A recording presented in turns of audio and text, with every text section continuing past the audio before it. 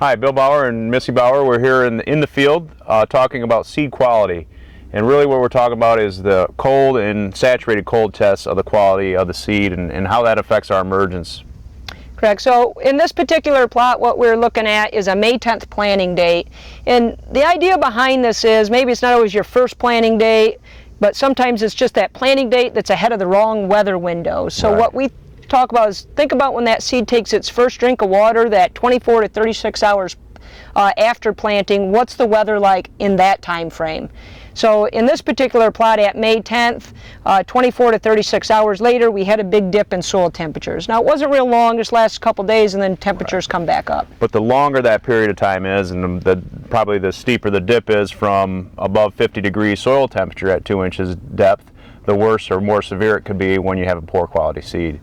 Exactly. So in this particular plot, we have the same hybrid on both sides.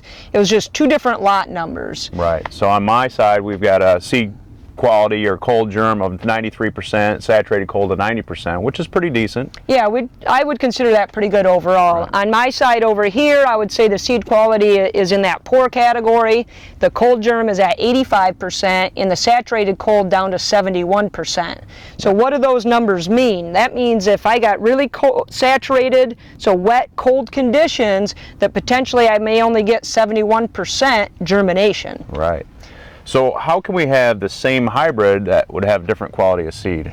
Yeah, and it goes back to, lot numbers, it goes back to seed size and shape, flats versus rounds. Where was that on the ear, where did it come from, where it was actually growing, where the seed corn was growing, and how it was handled from that point till it gets into the bag, right? Right, and what we've seen is in the field, when we put these plots in, we can see differences in the numbers. Visually, you can see differences as we're going to look down here as well.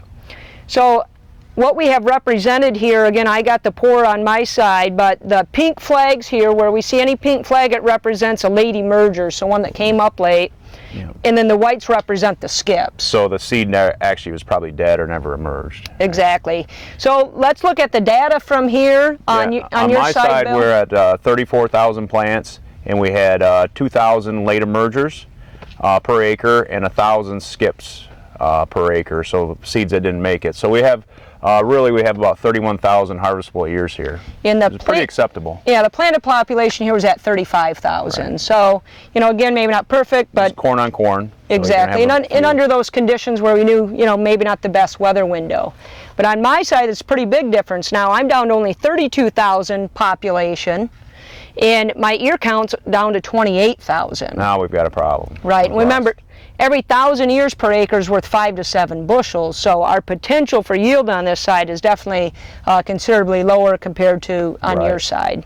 So the difference on our ear count is about 3,000 difference between the good and the poor quality seeds. So 5 to 7 bushels per 1,000 ears, that's going to be 15 to 21 bushels per acre. Right, so we're talking in that $50 to $70 per acre range. Just based on the quality of the seed, the same variety. Yeah, so I just think, what do we do with this information? If we knew we had poor quality seed, doesn't mean that I'm going to send it back. It still might be the best hybrid in my lineup, but what weather window am I going to plant that in front of? Right. These weather windows that we've had in the past years, we're talking 3,000 ears difference. We've seen 4, 7, or 8,000 ears difference based on a prolonged cold period. Right. So I think anything we can do to pay more attention to what's that first 24 to 36 hours after we plant, when's that seed going to take its drink of water? Our data here with all the 3 years of plots that we've done would say there is a difference in seed quality. We just got to figure out what window to plant it into. Like I said, it might still be the best hybrid. Just plant it later on in the season and when the soils warm up and have a lot less issues of emergence. Right, so just trying to manage it. Get your seed tested, manage it for what it is, and try to have the best opportunity in the field.